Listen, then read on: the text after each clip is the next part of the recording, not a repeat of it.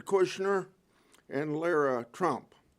Some subpoenas to individuals and businesses sought statistical data and analysis relating to donors and fundraising efforts. Arctic Frost was the vehicle by which FBI agents and DOJ prosecutors could improperly investigate the entire Republican political apparatus. Contrary to what Schmitt has said publicly, this was clearly a fishing expedition. If this had happened to Democrats, they'd be as rightly outraged as we are outraged.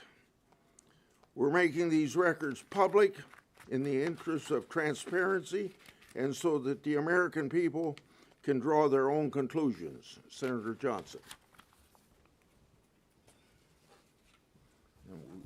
Thank you, Chairman Grassley. I want to thank the chairman. I want to thank his staff for their tenacity and their cooperation in all of our joint investigations. I think it's important to note that the records that we are now making public and for personal transparency were not obtained from the agency. They were obtained through a whistleblower. So my first point is we need more whistleblowers. We need people, men and women inside these agencies who have integrity, who want to see the integrity and credibility of the Department of Justice, of the FBI restored, come forward. Because right now I think Kash Patel, Pam Bondi are overwhelmed by all the messes they're trying to clean up. The agencies have been, lost a lot of personnel. People simply couldn't serve the Trump administration. It's hard to hire people because of all the lawfare. And there's still partisan actors burrowed in trying to sabotage their efforts. So we need whistleblowers. The reason they come forward to Chairman Grassley is because he's been such a champion of whistleblowers. So again, I thank him for that. What is revealed in those 1,700 pages of documents, in those 197 subpoenas, is nothing short of a Biden administration enemies list. I'm old enough to understand how toxic a term that was under Richard Nixon. This is far worse, orders of magnitude worse. People need to understand how politicized the Biden administration turned all these agencies. And again, the best way to describe President Biden's attitude were his exact quotes. How he thought basically half America were domestic terrorists. In September 2022, in front of Independence Hall, he said, Donald Trump and the MAGA Republicans represent an extremism that threatens the very foundation of our republic. A year later, in New York City, Donald Trump and his MAGA Republicans are determined to destroy American democracy. Now, nothing could be further from the truth. That is a level of paranoia that's actually astonishing. But the fact that 38 Wisconsinites are on that enemies list. I know most of those individuals. They are God-fearing, country-loving, law enforcement supporting people who want to see America succeed. The fact that they are on a Biden administration enemies list, were targeted by that administration, is outrageous. It should shock every American. And so I am calling on, and I appreciate all the members of the Judiciary Committee, we need to get to the bottom of this. We need to do everything we can to assist Director Patel and AG Bondi in making sure that they have the staff to take control of these agencies. They're the heads of them. I don't think they have the control. I think they're being sabotaged within. But the American people need to understand exactly what happened. And again, I'm calling on members of the Judiciary Committee to help Senator Grassley and myself get to the bottom of this so we can expose this so this doesn't happen again in America. This has to end. With that, I'll turn it over to Senator Cornyn. I want to thank Senator Grassley and Senator Johnson for their perseverance in this investigation. This is the United States of America. It's not a banana republic. It's not a country that condones partisan lawfare against your political opponents. We don't have the time to go through all of the many ways that the Democratic Party and President Trump's opponents tried to target him and tried to destroy him, including people like James Comey, who single-handedly wanted to get a special counsel appointed, where a 2-year investigation followed with no result, no evidence of any legal violation. But I can't think of any greater evidence of weaponization in the fact, as you heard from Senator Grassley and Senator Johnson, this extended far beyond President Trump and extended to President Trump's supporters, not only here in the United States Senate, but more broadly. Jack Schmitt did not act alone. Yes, he was a special counsel. He was appointed by Merrick Garland, and he had responsibilities to report to Merrick Garland, the Attorney General, Joe Biden's Attorney General, under the rules regarding special counsel. Merrick Garland was a member of Joe Biden's cabinet. He was willing to do whatever Joe Biden and his political operation wanted him to do, including destroying President Trump, including abusing our justice system for partisan purposes. And here, to me, is the most troublesome part of all this. If they would do that to the President of the United States, if they would do this to United States senators and members of Congress, what would they do to you? People who don't enjoy the bully pulpit or the platform that elected representatives have. This ought to be a chilling message to each and every American who loves this great country and believes in our constitutional system and equal justice under the law. Thank goodness for Senator Grassley and Senator Johnson for their investigation, but we will get to the bottom of this. Senator Cruz. Arctic frost is Joe Biden's Watergate. Merrick Garland was a fundamentally corrupt attorney general. Jack Schmitt was a fundamentally corrupt prosecutor. This was a political enemies list from the beginning. 197 subpoenas for 430 Republican entities and individuals. That is an absolute and egregious abuse of power. The Biden Justice Department signed off on issuing subpoenas for the phone records of at least 9 U.S. senators.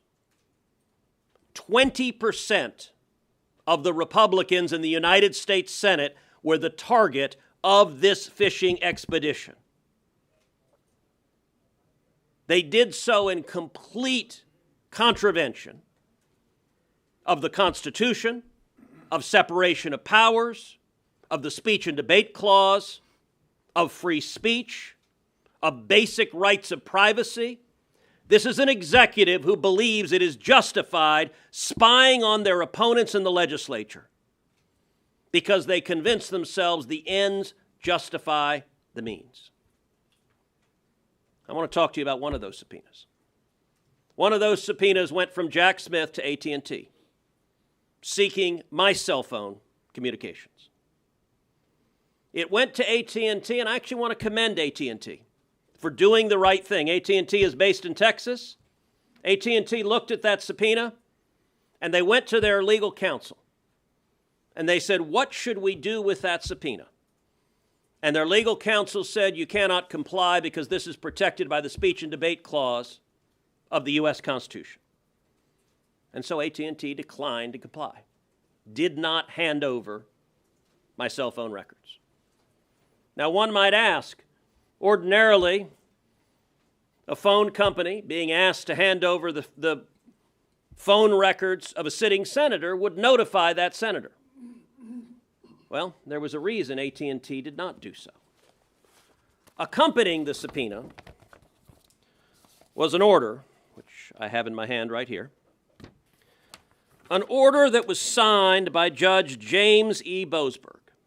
Now, who is Boasberg? Boasberg is that radical leftist judge who is out of control, who has been issuing nationwide injunctions one after the other, trying to stop President Trump from carrying out his mandate from the voters. Judge Boasberg issued an order to AT&T and signed that order, prohibiting AT&T from informing me of this subpoena for at least 1 year. And Judge Boasberg gave the basis for that order, and I'm going to quote from the order Judge Boasberg signed. The court finds reasonable grounds to believe that such disclosure will result in destruction of or tampering with evidence, intimidation of potential witnesses, and serious jeopardy to the investigation. That's an order a judge signed. Now, I can tell you right now, there is precisely zero evidence to conclude that I am likely to destroy or tamper with evidence or to intimidate potential witnesses. Zero evidentiary basis for that. This order is an abuse of power. This order is a weaponized legal system. My assumption, we don't have the subpoenas that were issued for the other senators, but my assumption is Judge Boasberg printed these things out like the placemats at Denny's, one after the other. We don't know that for a fact, but I feel confident that he concluded it's likely that Lindsey Graham would destroy evidence, and Marsha Blackburn would destroy evidence, and Eric Schmitt would destroy evidence, and Chuck Grassley would destroy evidence. If a litigant makes a claim for which there is no factual basis, that litigant is subject to sanctions in federal court. And if a judge signs an order reaching a factual conclusion for which there is zero evidence whatsoever, that judge is abusing his power. I am right now calling on the House of Representatives to impeach Judge Boasberg. Judge Boasberg put his robe down, stood up and said, "Sign me up to be part of the partisan vendetta against 20% of the Republicans in the Senate." That is a dereliction of duty and a violation of the judicial oath.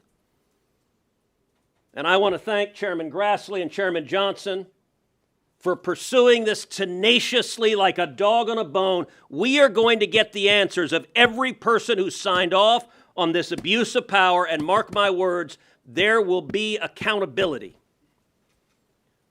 for these zealots who wanted to corrupt the Department of Justice and corrupt the judiciary in order to try to attack their enemies list. That is unconstitutional, it is immoral, and it is wrong. Senator Kennedy. I'm next. We didn't have you on the list since you said you were here. Well, I'm one of those senators that did have their records revealed. Verizon is my wireless carrier, and Verizon never challenged, never moved to quash. They complied with the subpoena that went forward on our records. Now, Ted talked about the speech and debate clause. This is also a violation of our First Amendment and Fourth Amendment rights. It is a violation of the separation of powers. It is a violation of the Stored Communications Act. I am looking forward to bringing Jack Smith before us. I am looking forward to bringing the wireless companies before us and finding out exactly what happened. No citizen of the United States should ever be subject to treatment like this. And as Senator Cornyn said, if they are doing this to us, what did they do to all the moms and dads that went to school board meetings? What did they do to the pro-lifers that stood on a sidewalk and held a sign? What did they do to people that were supporting President Donald Trump or people that were supporting Republican candidates? Jack Smith moved forward after Christopher Wray wrote a memo on April 4th of 22. And you all should read the memo. It is how to write. It's going to be textbook for how to write a fishing expedition memo.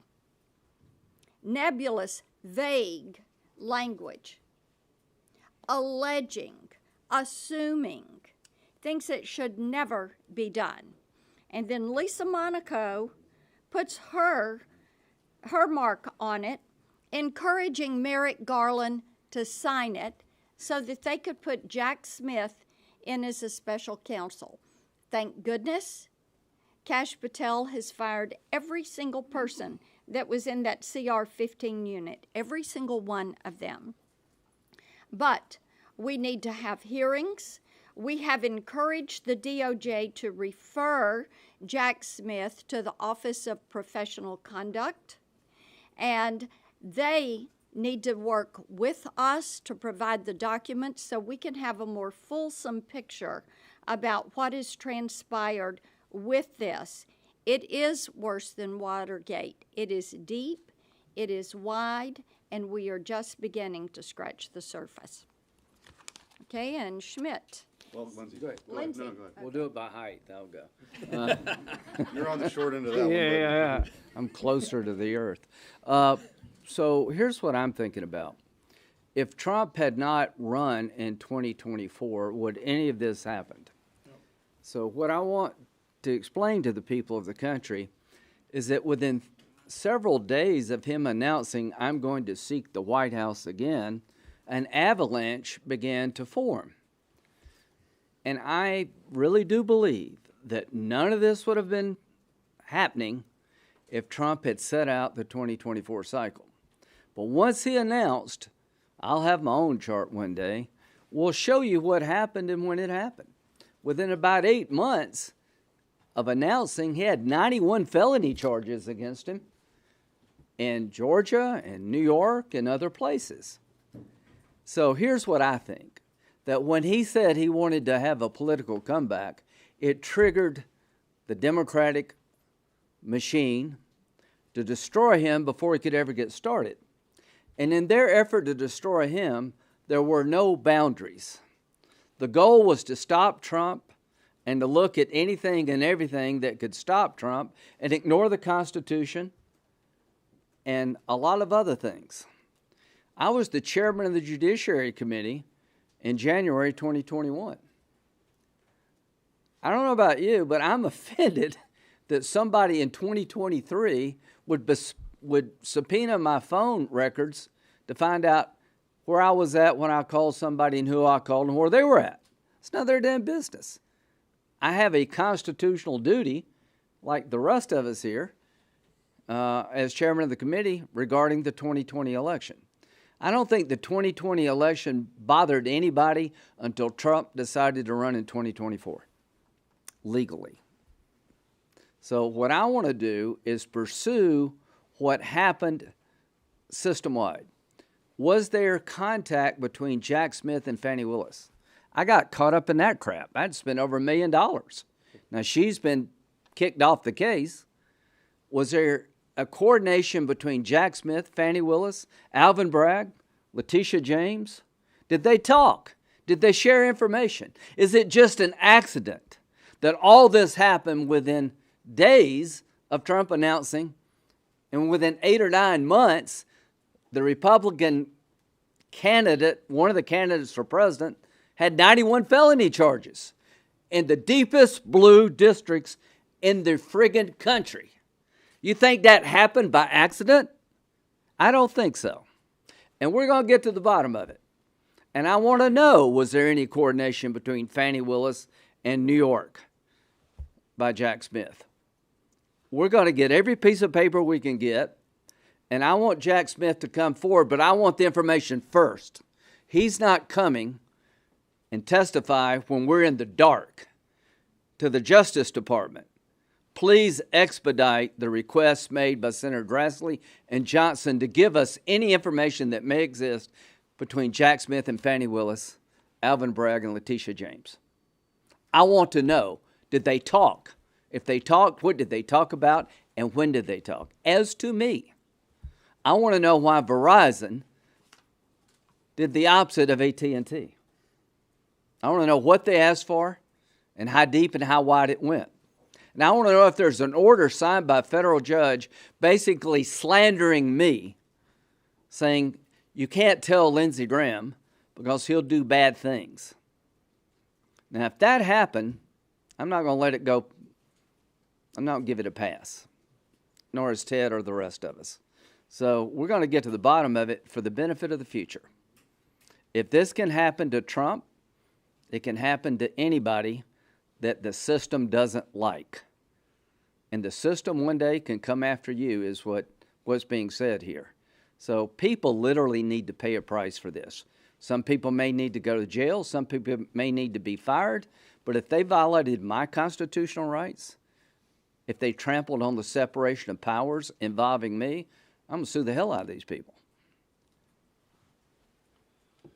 I think what happens sometimes in this town is that we have multiple news cycles in one day, and big events can sort of get lost in all the things that are happening in the news of the day. But I think that in this instance, I can't think of a bigger political scandal in the last 100 years. So if you want to compare it to Watergate, this is 100 times worse than Watergate, and here's why. To sort of amplify the point that Senator Graham was making, 3 days after President Trump announced he was running for president, this system was weaponized against him. Jack Schmitt, who is notorious in prosecutor world as being a Stalin-like, show me the man, I'll show you the crime prosecutor. That's the guy you appoint when you want to get your political opponent. He's a dirtbag. A dirtbag. And I hope he comes before this committee. He's got a lot to answer to. He not only went after President Trump, he went after sitting senators. At the time, I was the chairman of the Republican Attorneys General Association. Ashley Moody was also on the executive board. He came after us. And also hundreds of other people who happened to be Republicans in the United States of America. What else happened? The #2 prosecutor in Atlanta, a state prosecution of President Trump, which was ridiculous to begin with, somehow meets with the White House. The #3 person at the Department of Justice leaves the #3 job at the Department of Justice to go work for Alvin Bragg, a state prosecutor. Why is that? This was an effort to go after political opponents in America like we have never seen before. It can never happen again. And let me pull a couple people out outside of Jack Smith. Judge Boasberg.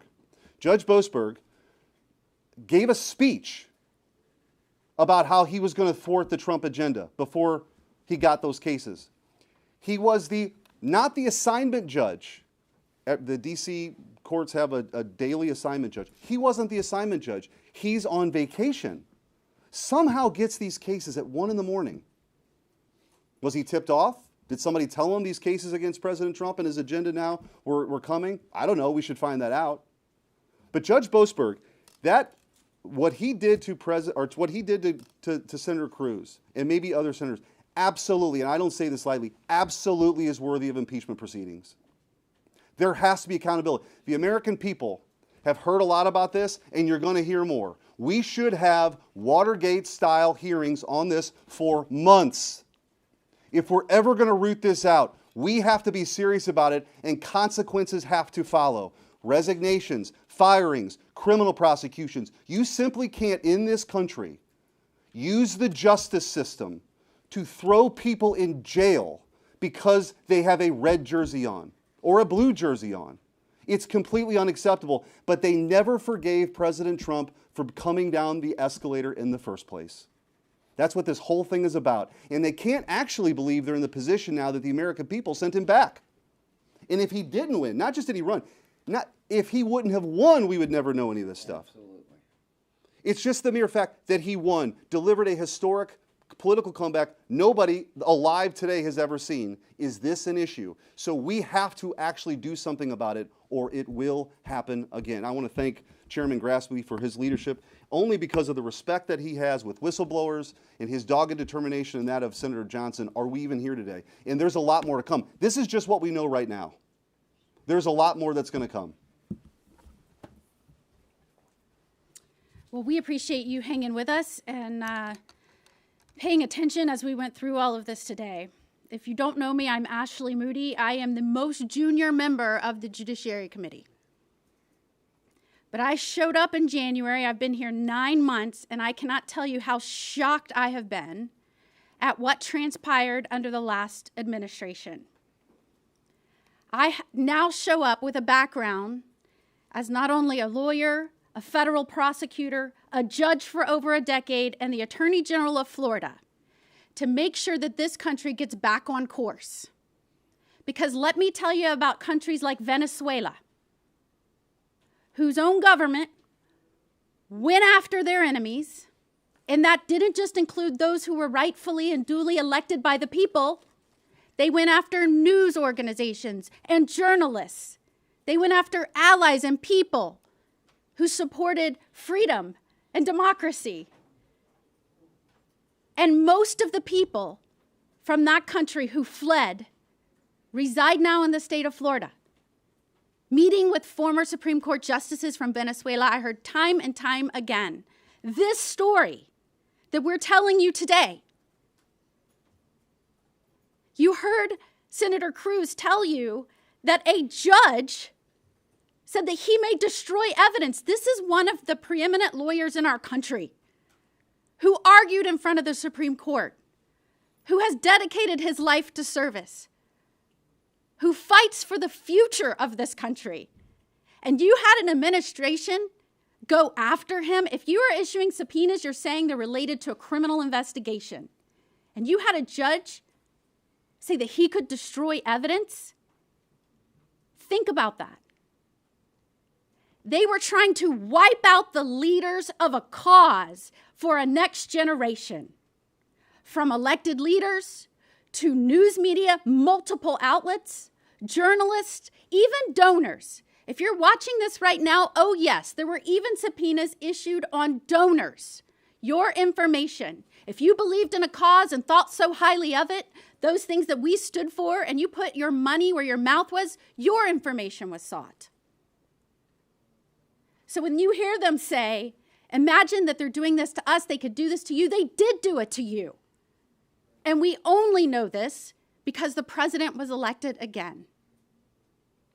And I can tell you right now, you've heard them say we need to do our jobs, impeachment needs to be on the table.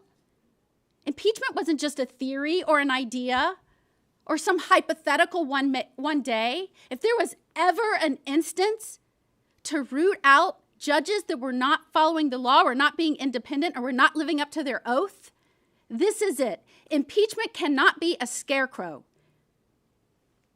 We must use that tool to make sure the public can trust in our judiciary again, can trust in our justice system again.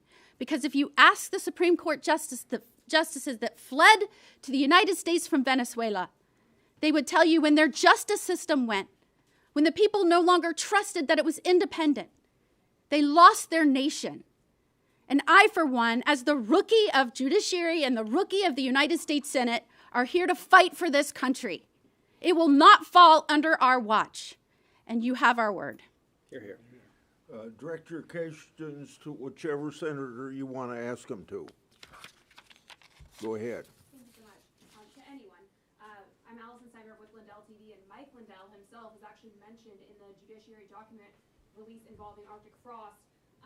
When can Lindell and really all other Americans know what to extent and by what means they were targeted and or surveilled in all of this? And will there be a full list released of every American that was involved?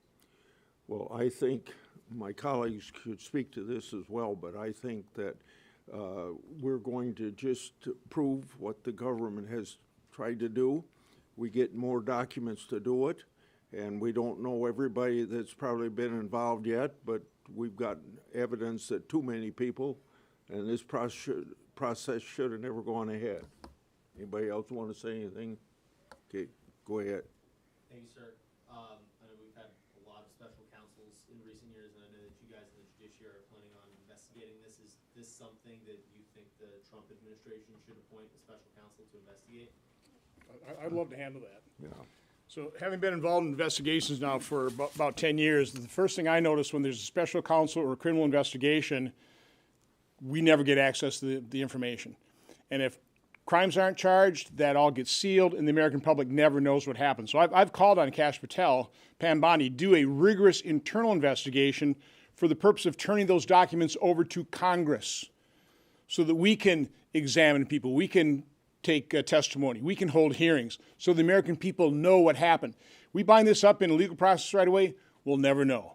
So I am, at some point in time, criminal referrals, at some point in time, criminal investigations, prosecutions, or special counsels, but that should not be the first thing we should do.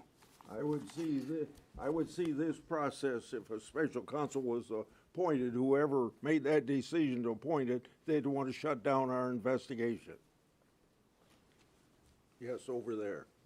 Senator Grassley, do you agree with your colleagues that Judge Boasberg should be impeached? And if so, what do you think that process would look like? I'm sorry, I've got hearing problems, so speak louder. Do you agree with your colleagues that Judge Boasberg should be impeached, as they just mentioned? And if so, how would that process play out? With the hearings, you mean? Well, first of all, we want to make sure that we have all the documents, all the information that we can possibly get, so we know when these people that come before us, they know what to say or not to say, and we got to make sure that we got the documents so when they lie to us, we can challenge them. Can I say something about that? Impeachment starts in the House. And I think what Ted's saying is based on this order, he hopes the House will look at whether or not this judge abused his authority. I am 1,000% supportive of that idea. I cannot believe that a federal judge would sign an order informing a senator for a year regarding a request coming from Jack Schmitt because they think Ted Cruz would tamper with witnesses, withhold, or destroy evidence. That's unbelievable. What made you think that? What evidence did you have? That really did shut down the systems as it's supposed to. You're supposed to tell us when we have our phone records asked for. That's actually a law somewhere. Well, the judge overrode that. Why? How could he possibly conclude that? What evidence did he have? If there's no evidence, then I think he chilled the ability of Senator Cruz to be able to react in real time and violated the way this whole system's set up. They're supposed to call us. We had a judge's order saying, don't tell Ted for a whole year because Ted may destroy evidence and tamper with witnesses. That is BS. I hope somebody will look at that. And just one tweak. The judge didn't say I may destroy evidence. The judge signed an order that says the court finds reasonable grounds to believe that such disclosure will result in destruction of or tampering with evidence, intimidation of potential witnesses, and serious jeopardy to the investigation. And that is utterly without basis in fact. There was no evidence to support that. If the prosecutor made that representation, the prosecutor perjured himself. Amen. And I'd bet $20 this judge cranked out an order like that for every single senator down up here. We just happen to have mine, but it's boilerplate. If you're a Republican, you're on the enemies list, I find that you will destroy evidence. And so we're going to let the executive surveil you without Congress ever knowing about it. Let me apologize to you for not hearing your question right. Sir. Can we talk about a little bit about what these subpoenas were looking at, what they were trying to pull back? Are we talking about fundraising around January 6th? We just didn't really get a clear understanding of what those subpoenas were, what they were trying to look at in these Republican organizations. Well, an awful lot of it was about the elector case, which you have to understand. I mean, in Wisconsin, we had an alternate slate of electors. We had probably the most experienced and knowledgeable election attorney judge, Judge Troupas, handled the president's case. He thought it in the best interest of his client that he would appoint an alternate slate of electors. So that if he prevailed, he wouldn't end up like Al Gore before the Supreme Court. Well, even if you win, you don't have an alternate slate of electors. they tried to criminalize that. Even though our Attorney General's office said that there's nothing improper about that alternate slate of electors, the news calls those fake electors, the Attorney General now of Wisconsin is trying to put Judge Troupas away for life. He's trying to he's criminalizing. He's indicting him on felonies. So a lot of it was about the whole alternate elector part. But, you know, by and large, it was just a weaponization. It was. I mean, the timeline, I meant to do that. I want to keep my remarks short, but let's just go through the timeline. It's important. In April of 2022, Garland approves that elector case. Okay, that's April 22. August of 22, they raid Mar-a-Lago. September 19th was the first subpoenas issued in this whole investigation. As other senators have pointed out, November 15th, Trump announces candidacy. 3 days later, Jack Smith is appointed. June 2023, Jack Smith indicts Trump. August, he indicts him again. In August 6th, there's a briefing on Jack Smith's Arctic Frost case revealing log call collection from 9 members of Congress. That happened, after all this occurred. What are they doing collecting records after that point? And the final point of this, in November of 2023, Lisa Monaco changes the procedures on collecting telephone information or information on members of Congress. Like somebody at some point in time realized we better cover our backside. So again, this was an enemies list. This was a political witch hunt, and it's all politicized. It's all about trying to keep President Trump on office. And let me add a little bit in answer to your question. So President Trump announced his candidacy in November of 2022. This subpoena was signed on May 25th of 2023. So it was about 6 months after he announces his candidacy. I assume the others were contemporaneous, although we don't have that information. You asked what did it cover. Here's what the attachment to the subpoena says. Provide the following records from January 4th, 2021 through January 7th, 2021. Subscriber information, names, including subscriber names, user names, and screen names, addresses, including mailing addresses, residential addresses, business addresses, and email addresses, all call detail records, including but not limited to detail records for inbound and outbound calls, text messages, direct connect, and voicemail messages. So every text that a sitting senator received, every text that a sitting senator sent, every voicemail that you had, all of the data the phone company had. Length of service, including start date, types of service, and it goes through means of source of payment for such service. It goes through record of sessions times and durations, and temporarily assigned network addresses such as internet protocol addresses associated with those sessions. So they're looking for, among other things, geolocation of where you were. This is flat out surveillance. And by the way, the Supreme Court has concluded that law enforcement can't get geolocation from a cell phone without particularized evidence of a crime. They didn't have that. This was a fishing expedition to say, give me everything you got on 20% of the Republicans in the Senate. Like 30 months after the 2020 election. Yeah. Just real quick, Jack Smith recently said he wanted to testify in a public setting, and I know that he sort of gave a list of preconditions. First, do you have an update on whether or not he'll testify, and any of those preconditions kind of stand out to you? Are you a problem with any of them? You're saying Jack Smith wants to testify? Yeah, again, we need the documents first so we can determine whether he's telling us the truth or not. Otherwise, he comes in with all the advantage. So no, we need those documents. That's why we need Cash Patel. We need them to gain control of their agency, which is difficult to do, to turn these records over so we're prepared to either have them give a transcribed interview or do a hearing. And I will say, too, Senator Cruz talked about his subpoena. We released the subpoenas. They are broad. These are not narrow targeted subpoenas. They're looking for everything but the kitchen sink. I mean, trust me, you would not want to get a subpoena like that. And let me also put, just from the AG perspective, if it wasn't for when I was AG and the Republican AGs pushed back on the Biden agenda, right? We took the vaccine mandate to the Supreme Court, we won. On the student loan, and won. We took the student loan debt forgiveness case to the Supreme Court, and we won. We fought against all the overreach from COVID. We took on all those issues and won. So if that's a predicate for criminal prosecution because you're the constitutionally elected lawyer for the people of your state pushing back against illegal activity from a president, I can't think of a more chilling activity that this previous administration headed by Biden and then, of course, his minions who were doing his dirty work were. That's, again, why, I think it's just easy to kind of like, oh, there's another, whatever, it's another story, and there's another. Like, if you put this in its full context and laid it out in a book, you would not think it happened in the United States of America. Who wants the very last question?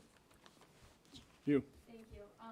Kind of piggybacking off of this question about Jack Schmitt's public testimony, if that's happening, you guys are saying that you need Cash Patel to get you those documents. Do you have any estimate on a timeline of what that would look like? Are you sending people to help? What is that? You're saying you need staff?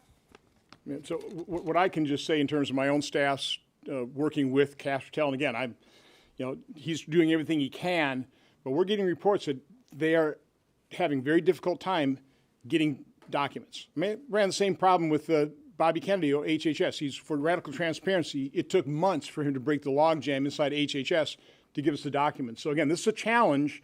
That's why he's, again, the Judiciary Committee's got to do everything they can to help Cash Patel get control of his agencies, get us those documents. From my perspective here, I would simply say this, that I think that we're getting maximum cooperation from the FBI, somewheres in the bowels of the Department of Justice. One of two things: either it takes a long time to go through this stuff, or they're looking for an excuse not to give it.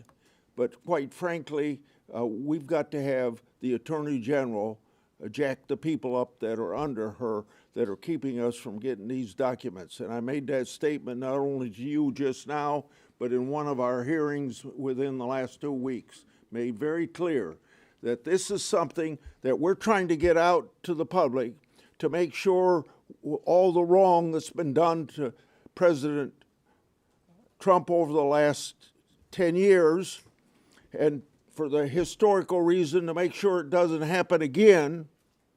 We want this out, and I would think that it would be in Trump's own interest to tell the Justice Department that this stuff ought to be made public so that we never have it happen again, not just to him, but to anybody else. Thank you much.